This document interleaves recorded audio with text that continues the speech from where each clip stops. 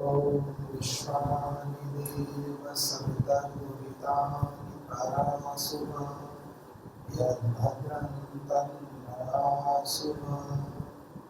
ॐ श्री परमात्मने नमः।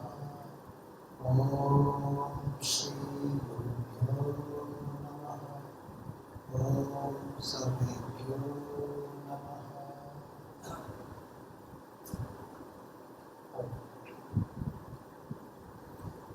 वैदिक संस्कृति के संघ में हम अग्निहोत्र के संबंध में विचार कर रहे हैं और उन वेद मंत्रों के विषय में विचार कर रहे हैं जो वेद मंत्र संपूर्ण वेद में से एक एक मंत्र को चुन चुन कर अर्थपूर्ण उद्देश्य से उसकी प्रासंगिकता को ध्यान में रखते हुए, चूंकि वेद का प्रत्येक मंत्र अत्यंत प्रासंगिक है प्रत्येक परिस्थिति हेतु, किंतु उसमें से भी सर्वश्रेष्ठ का चयन करना, श्रेष्ठ से श्रेष्ठ का चयन करना, श्रेष्ठ से सर्वश्रेष्ठ का चयन करना और सर्वश्रेष्ठ से सर्वश्रेष्ठ का चयन करना कितना दुष्कर कार्य है। लेकिन ऋषियों ने, क्योंकि ऋषियों को मंत्र दृष्टा कहा गया है, तो ऋषियों ने उन मंत्रों में से भी अत्यंत मनुष्यों के जीवनों उपयोगी जो मंत्र हैं, जो अत्यंत उपकार करने वाले मंत्र हैं, उन मंत्रों का संकलन किया और हमें सहज प्रस्तुत किया है। तो ऐसे दिव्य वेद मंत्रों का स्वाध्याय कर रहे हैं, उनके अर्थों का चिंतन कर रहे हैं, उनका अर्थ क्या है, उन वेद मंत्रों का क्या अर्थ है जो हम पहले देव यज्ञ में बोलते हैं, हम यज्ञ में बोलते हैं। कहीं वो शब्द केवल शब्द मात्र में रह जाए। अनेकों साधक ऐसे हैं जो वर्षों से अग्निहोत्र ब्रह्मयज्ञ करते आए हैं, करते रहते हैं। किसी किसी का तो जीवन व्यतीत हो गया, लेकिन मंत्रों के अर्थ के विषय में बात करें तो वो केवल एक संस्कार मात्र बन गए हैं कि व्यक्ति यज्ञ में बैठते हैं और मंत्र शुरू होते हैं, वो एक प्रवाह के साथ में बस बोलते रहते हैं। वो मंत्र किस संदर्भ में कहा जा रहा है, उस मंत्र का गूढ़ अर्थ क्या है, उसको जाने बिना बात कैसे होगी। यदि आप अपने मुख से केवल मीठा मीठा मीठा मीठा मीठा कहते ही रहेंगे, लेकिन मीठा खाएंगे नहीं, तो उसके स्वाद के विषय में अनुभूति कैसे होगी। शब्द एक अलग विषय है और अर्थ नितांत भिन्न विषय है, चूंकि शब्द का और अर्थ का संबंध द्वितीय होता है, लेकिन अर्थ का बोध हुए बिना शब्द की प्रासंगिकता कैसे।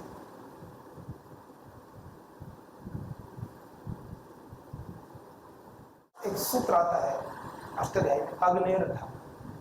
उस सूत्र में आचार्य पढ़ाते हुए बात कहते हैं कि व्याकरण शास्त्र में यदि शब्द अपने अर्थ को कहने लगे, क्योंकि व्याकरण शास्त्र में शब्द शब्द के स्वरूप के विषय में ही बताते हैं, लेकिन लोक में तो शब्द उसके अर्थ को बता देते हैं। जैसे किसी ने कहा गौ या गाम आना, गाय को लाओ, तो वो व्यक्ति समझ जाता है कि गाय का अर्थ है खूंटे पर बंधी हुई चार पैर वाली कोई पशु ऐसा है, उसको लाना, गाय को लाना। लेकिन व्याकरण शास्त्र में यदि शब्द कहने से अर्थ पर चले जाएं तो अग्नि से ढक प्रत्यय कहा है, तो ऐसे तो अग्नि कहते ही मुख में अर्थ आना चाहिए और जीवा जल जानी चाहिए। तो व्याकरण शास्त्र में शब्द से शब्द स्वरूप को लिया जाता है। जहां अर्थ का निर्देश करना हो तो आचार्य इति लगा देते हैं, इति कर। और लोक में शब्द से अर्थ लिया जाता है, जहां लोक में जहां शब्द से शब्द को लेना हो तो वहां पर इति लगा दिया जाता है। चलिए, ये दो व्याकरण की बात है। मैं बात कर रहा हूं अर्थ की। शब्द कहा लेकिन अर्थ के विषय में बोध नहीं है तो शब्द व्यर्थ। किसी बच्चे को नहीं पता है कि गौ का अर्थ गाय है जो खूंटे पर बंधी है, उससे गौ को ले आओ, उसको पता ही नहीं गौ क्या होता है। किसी को भूख लगी है, रसोई घर में बड़ा अच्छा सुस्वादु भोजन रखा हुआ है, बच्चा रो रहा है, उसको बहुत भूख लगी है कि हाँ, उसको बोलो रसोई में जाकर के स्वादिष्ट भोजन ले लो, उसको रसोई का ही नहीं पता है। सब वस्तुएं उपलब्ध होने के बाद भी यदि शब्द का अर्थ के साथ ठीक ठीक संबंध नहीं आता है तो हमारा पुरुषार्थ व्यर्थ तो नहीं जाएगा, क्योंकि वेद के विषय में क्या गया, पुरुषार्थ व्यर्थ हो जाने का प्रश्न ही नहीं होता, लेकिन जितना लाभ होना चाहिए उससे कहीं कम। जैसे आप समझ सकते हैं कि एक छात्र परीक्षा में अत्यंत मेहनत करता है, 100 नंबर का प्रश्न है और उसको बस 15 या 20 मार्क्स आ जाए, तो क्या वो संतुष्ट है? वो चाहता है कि मेरे 100 में 100 आए, बहुत कम हो जाए तो 95 90 तक आ जाए। ये बात बिल्कुल वैसी ही है। आप यदि शब्द के साथ अर्थ के संबंध को भी समझ करके मंत्रों का उच्चारण करेंगे तो निश्चित जानो आप 100 में से 100 लाने के भागीदार बन जाओगे, पात्र बन जाओगे। शब्द के साथ जब अर्थ का बोध आपको होता जाएगा तो आपके भाव जुड़ते चले जाएंगे, वो यज्ञ वास्तव में आपके लिए यज्ञ बन जाएगा, यज्ञ में श्रेष्ठतम कर्म, वो श्रेष्ठतम कर्म हो जाएगा आपके लिए। इसलिए शब्द का बोध अर्थ के साथ आवश्यक है। नहीं तो हम स्वयं आकलन करें ना कि हमें कितने वर्ष हो गए, हमें कितना समय हो गया है और हमें कितने मंत्रों का अर्थ पता है, जो मंत्र हम रोज करते हैं, जिनके प्रति हमें अपार अटूट श्रद्धा है, जिन कर्मों की हम बड़ाई करते नहीं थकते, जहां भी देखो हम उसके विषय में बड़ा गौरव का भाव रखते हैं कि हम तो वेदानुकूल जीवन जीते हैं, हम तो ऋषियों की पद्धति का अनुकरण करते हैं। उस पद्धति का अनुकरण करने वाले ये साधु अर्थों के विषय में हमारी क्या स्थिति है, इसके विषय में तो हम ऐसे ही ईश्वर स्तुति प्रार्थना उपासना के मंत्रों का अर्थपूर्वक अध्ययन कर रहे हैं। और इसमें जो तीसरा मंत्र दिया है बड़ा ही सुंदर मंत्र है, ओम य आत्मदा बलदा यस्य विश्व उपासते प्रशयस्य देवा यस्य छायामृतं यस्य मृत्युः कस्मै देवाय नमः। कितना सुंदर, जो आत्म ज्ञान का देने वाला है, आत्मदा बलदा बल का देने वाला है। बल भी एक प्रकार का नहीं, तीनों प्रकार का बल हमने चर्चा की है इसको, शारीरिक बल, आत्मिक बल और सामाजिक बल का देने वाला है। कोई छोटा सा अच्छा कार्य प्रारंभ करते हैं तो समाज में विरोध शुरू हो जाता है, समाज में अन्य लोग विरोध ना करें, अपने आस पड़ोस के लोग, अपने ही मित्र संबंधी वो ही विरोध कर देते हैं, कहते हैं ये आया बड़ा, ये करेगा काम। लेकिन क्या समाज के बल का देने वाला है, जो वेद के मंत्र के ऊपर को श्रद्धावान होकर के सत्य पथ के राही होते हैं, उनको इस बात की कोई फिक्र नहीं होती क्या होगा। उनको पता है वेदानुसार जीवन जी रहे हैं, वेद के अनुकूल जीवन जी रहे हैं, और तस्मिन् देवा सम्मानसो भवन्ति, सारे देव सारे श्रेष्ठ पुरुष आपके अच्छे कर्म के सहयोगी बनेंगे ही बनेंगे, इसलिए वो श्रेष्ठ है, इसलिए वो अच्छे। आपके लिए तो ये सौभाग्य की बात है कि यदि आप कोई अच्छा कार्य कर रहे हैं और कोई व्यक्ति जो आपके पास में रहते हैं वो उस कार्य का विरोध करते हैं या उसके प्रति अरुचि प्रदर्शित करते हैं, तो आपको जान लेना चाहिए कि वो व्यक्ति वैदिक जीवन पद्धति के वो वेदानुकूल आचरण नहीं कर रहे हैं, उनसे दूरी बनाए, वो आपके आध्यात्मिक मार्ग के बाधक ही सिद्ध होंगे, साधन नहीं। गुरु आज्ञा में जीवन जीने का अभ्यास करें। एक भी तत्व ऐसा आपको लगता है कि जो हमारे जीवन में हमारी गुरु आज्ञा में बाधा उत्पन्न कर रहा है, आपके कल्याण के लिए दूर, और अपने अंदर इतना विश्वास उत्पन्न करें कि वो आपके सन्निधि में है, तो वो यदि विरोध कर रहा है या विपरीत मार्ग पर चल रहा है तो वो आपकी सन्निधि पाकर वो ठीक मार्ग पकड़ ले। कोई बच्चे बिगड़ जाए तो माता पिता कहते हैं संगति का संबंध, माता पिताओं से भी कहना चाहता हूँ कि अपने बच्चों को ऐसे संस्कार दो कि उनकी संगति में आने वाले व्यक्ति सुधर जाए। जो बिगड़े हुए बच्चे उनके माता पिता कहें कि हमारे बच्चे की संगति का असर है, ना कि अच्छे बच्चों के, अच्छे माता पिता के बच्चों के विषय में माता पिता ऐसा बोले कि संगति का असर। कितने दृढ़ संस्कार दीजिए आप अपने बच्चों को कि वो जिस भी संगति में जाए उस संगति पर असर होना चाहिए, ना कि आपके बच्चे पर असर होना चाहिए। संस्कार में दृढ़ता होनी चाहिए। वो दृढ़ता कब आती है? जब हम एक शब्द का अर्थ के साथ में बोध हो, हमारे जीवन में संशय ना हो, जो बात हम कर रहे हैं उस भाव में हम जिए, तब बोध हो। नेताजी गए भाषण देने, कहा भी बैंगन की सब्जी नहीं खानी चाहिए, लोगों ने फेंक दी बैंगन की सब्जी। उनकी धर्मपत्नी भी किसी वजह से जा रही थी मार्केट से, उसने सोचा बड़ा अच्छा भाषण चल रहा है, सुन तो हूँ। उसने सुना कि आज तो उनके पतिदेव भी भाषण दे रहे हैं, उसने कहा बैंगन की सब्जी नहीं खानी चाहिए। और वो एक्चुअली घर पे बैंगन की सब्जी बनाकर ले आई, बड़ी अच्छी, उसने भी जाकर के फेंक दी। नेताजी का भाषण खत्म हो, तो घर आए, उसका भोजन, और आज तो अचार से भोजन खाओ। क्यों सब्जी नहीं बनाई? कि बनाई थी, बैंगन का बड़ा अच्छा भरता बनाया था, बहुत सुंदर स्वादिष्ट, और आपने कहा कि बैंगन की सब्जी नहीं खानी चाहिए, फेंक दी। नेताजी कह रहे, अरे वो तो कहने के लिए था, दूसरों के लिए, हमारे लिए तो हार गए नेताजी। सुना, जीवन में यदि सत्य नहीं है, ज्यादा धन देते नहीं सकते। कुछ कहते नहीं, झूठ बोलने वाला व्यक्ति तो बड़ा बुद्धिमान होता है, बड़ा धनवान होता है, ऐसा लोक में भी देखने में आता है कभी कभी। वो सत्य नहीं। पूर्व जन्म में किए गए कुछ ऐसे कर्म हैं जिन कर्मों का, जिन पुण्य कर्मों का फल उसको मिल रहा है। लेकिन वर्तमान में जो कर्म खराब किए हैं उसका आगे मिलेगा, उसका आगे मिलेगा। कोई व्यक्ति सत्य के पथ पर चल रहा है, उसको कुछ मार्ग में परेशानियां आ रही हैं, तो उसको सोचकर व्यक्ति ये सोचते हैं, मन में ऐसा बना लेते हैं, देखो हम तो अच्छा कार्य कर रहे हैं, फिर भी भगवान हमें बड़े कष्ट दे रहे हैं। अच्छे पथ पर चलने में कष्ट नहीं होते।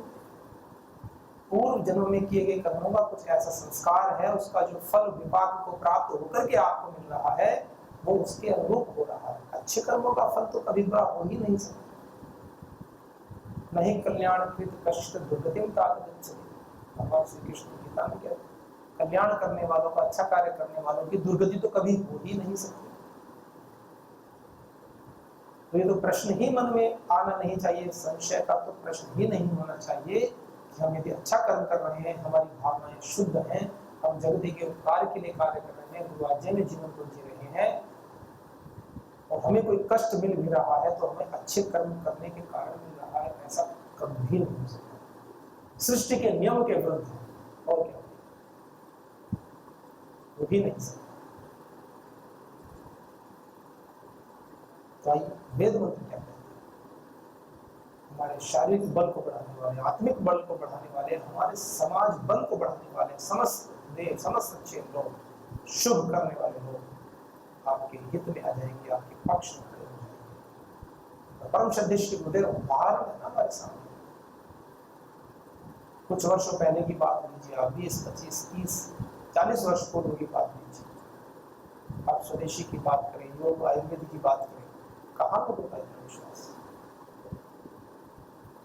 आज कैंसर जैसी व्याधियां, असाध्य रोग भी 2-2, 3-3, 4-4, 5-5 दिन में दूर हो रही है, आनुवांशिक बीमारियां दूर हो रही हैं आयुर्वेद से, योग के प्रभाव से, वैदिक चिकित्सा पद्धति से, यज्ञ के माध्यम से।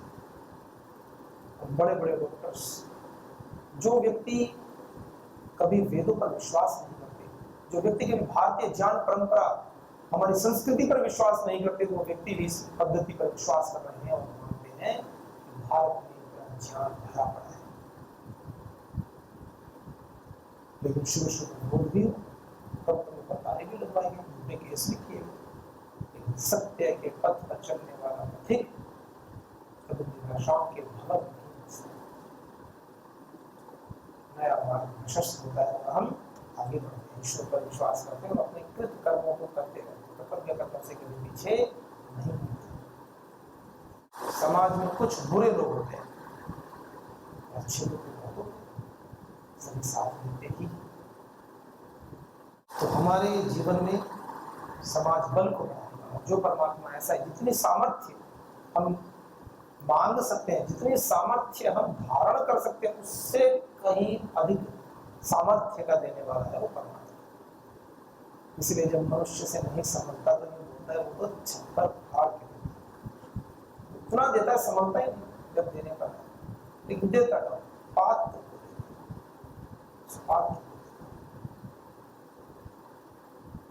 मन में कुटिलता, क्लेश, द्वेष,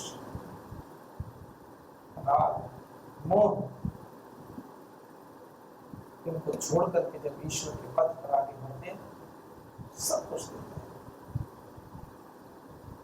देने वाले ने दिया और वो भी दिया किस शान से, लेने वाला कह उठा मेरा है यह अभिमान से। मैं मेरा कहने वाला ये मन उसी का है दिया, मैं नहीं मेरा नहीं, यह तन उसी का है दिया। किस भाव से देता है, सब कुछ उसने दिया है और हम कहते हैं मैं मेरा।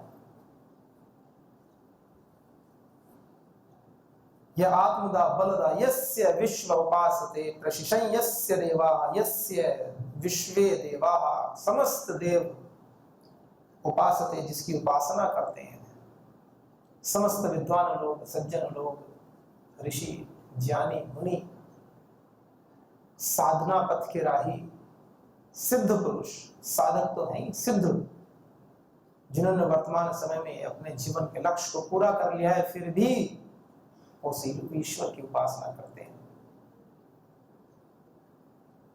तो ऐसे परमात्मा के विषय में कहा। और प्रशिशम यस्य, और जिसका शाश्वत अनुशिष्ट धातु प्रशिशम विप प्रत्यय करके बन जाता है। प्रकृष्ट रूप से जिसका शासन सभी मानते हैं, यस्य प्रशिशम, जिसके अनुशासन में सब चलते हैं, समस्त लोक लोकांतर समस्त सृष्टि चल रही है, ऐसा परमात्मा। तो क्या कहा, यस्य छायामृतम, यस्य छाया, जिस परमात्मा की छाया, जिसके सानिध्य में रहना, छाया होती है, धूप में चलते चलते थक जाए, छाया तलाशते हैं, खोजते हैं, अन्वेषण करते हैं, पेड़ कहाँ है, वृक्ष छाया देता है, शांति मिलती है, सुख मिलता है। तो यस्य छाया अमृतम, यस्य छाया, जिस परम पिता परमात्मा की छाया, जिसकी सन्निधि, जिसके ज्ञान की छाया में, जिसकी शरण में जाने पर हमें अमृत की प्राप्ति होती है। अमृत, जहां मृत्यु नहीं है, जहां दारुण दुख नहीं है, जहां क्लेश नहीं है। यस्य छाया अमृतम, यस्य मृत्यु, यहाँ अध्याय करेंगे एक पद का, यस्य छाया अमृतम, यस्य मृत्यु, जिसकी छाया से हट जाओ तो मृत्यु। जिस परमात्मा की शरण से यदि हट गए तो मृत्यु है साक्षात। इसीलिए इसको कहा मर्त्य लोक, मृत्यु लोक। यहां बहुत सारे चक्कर, बड़े भंवर है।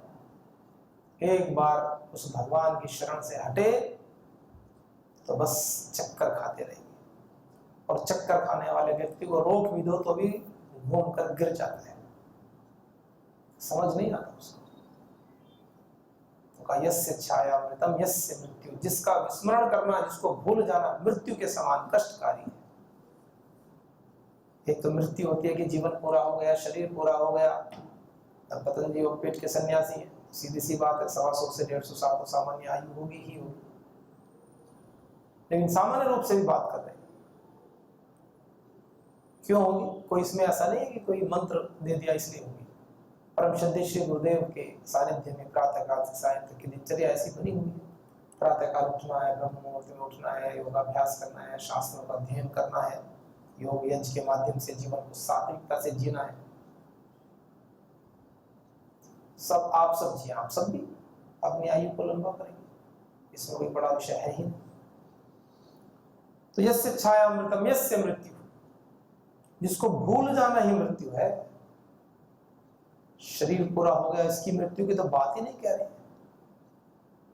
मृत्यु का वास्तविक अर्थ बता रहे हैं वेद मंत्र।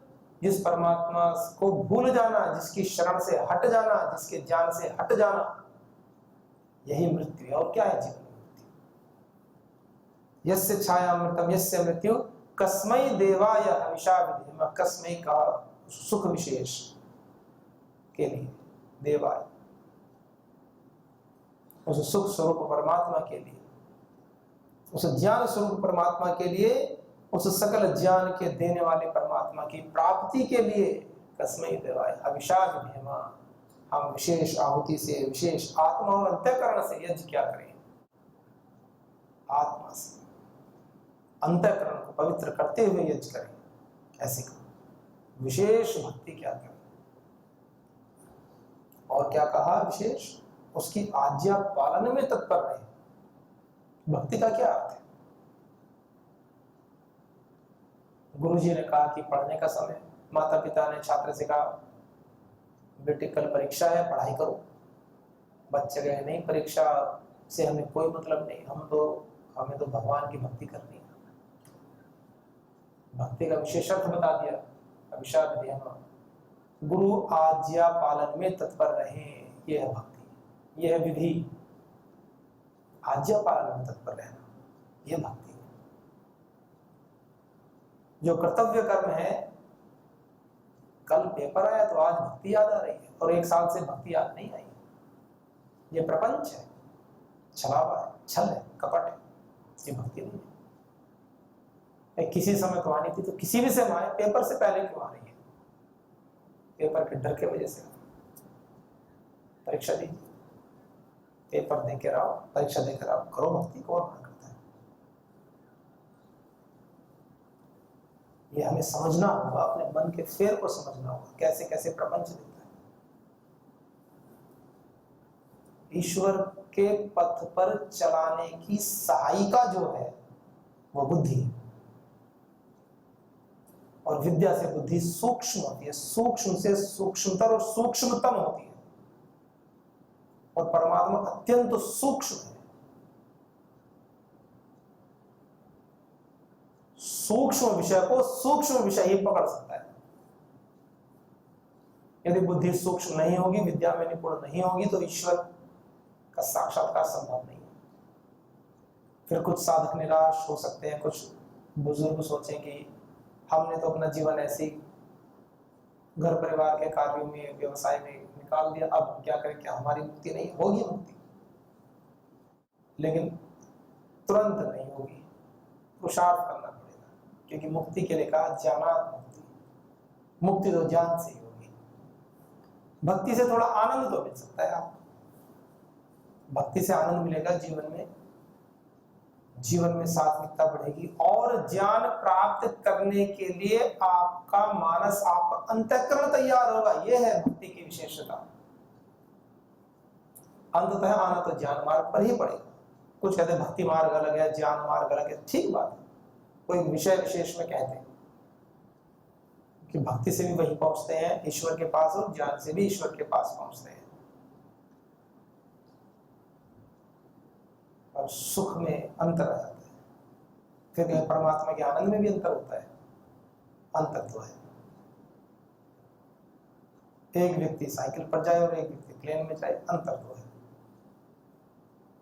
अंतर तो है, ज्ञान का अंतर। जिसने मूलतः तत्व को जान लिया है, जिसने पुरुषार्थ किया है उस विषय में, उसको तो विशेष लाभ होना ही होना है, उसको विशेष आनंद की प्राप्ति होगी। गुड़ तो सभी खाते हैं, एक चीनी खा रहा है, एक शहद खा रहा है, एक और अच्छा प्राकृतिक कोई और अच्छी चीज खा रहा है, गुलकंद खा रहा है, जो भी अच्छी चीज है, भेद तो है। तो यस्य छायामृतम यस्य मृत्यु, एक आनंद में किनारे पर है और एक आनंद में सराबोर है, डूबा हुआ है। ऐसे कहते हैं ना किसी को कि उसके 10 उंगली चाशनी में कढ़ाई, 10 उंगली कहते हैं ना, इसकी तो 10 उंगली कढ़ाई में, और इतना ही नहीं, उसका मुंह भी कढ़ाई में। ऐसा है आनंद परमात्मा, और मुंह भी कढ़ाई में, और मुंह से जो पिएगा अंदर भी जा, अंदर भी आनंद ही आनंद भरा पड़ा है सराबोर परमात्मा। इसे कहते हैं ठसाठस है परमात्मा इस प्रकृति में। लेकिन वो कब है? जब इससे छाया अमृतम, जब परमात्मा की शरण में रहोगे तब उस अमृत तत्व की अनुभूति होगी, प्राप्ति होगी, उस आनंद की प्राप्ति होगी, और उसकी विस्मृति हो गई तो यस्य मृत्यु, मृत्यु हो जाएगी, नार के दुख में पड़े रहेंगे, बस जन्म मरण का बंधन और इसी में लपेटे लगा रहेंगे। तो हम बहुत ही विशेष आज्ञा पालन में तत्पर रहा करें, आत्मा और अंतःकरण से उस ईश्वर की विशेष प्रार्थना किया करें। तो बहुत ही सुंदर हिंदी में भी इसका अर्थ है, तो अगले अंक में इस सुंदर मंत्र के अर्थ को मिलेंगे। वेद मंत्र, एक एक मंत्र, एक एक शब्द के ऊपर चिंतन करते जाएं तो आनंद में बढ़ोतरी होती जाती है, क्योंकि परमात्मा को कहा अक्षरम अक्षरम विद्यात्, वो तो अक्षर है ना, अक्षर, उसका शरण नहीं है, कहीं भी शरण नहीं ना, अक्षर। तो आइए ऐसे उस परमपिता परमात्मा की सन्निधि में, उसके सानिध्य में, उसकी उपासना में हम नित्य प्रति सजग रहें, सहज रहें, संतुलन बना करके रखें, शालीनता से इस पथ पर आगे बढ़े, अपने शील को, अपने स्वभाव को सात्विक बनाते हुए, पवित्र बनाते हुए, संतोष के साथ में, निष्प्रिय भाव से, और बस आगे बढ़ते जाओ।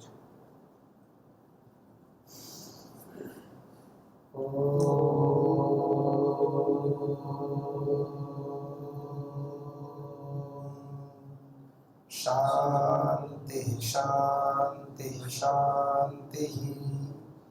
ओम श्री परमात्मने नमः। ओम श्री गुरुभ्यो नमः। ओम सर्वेभ्यो नमः।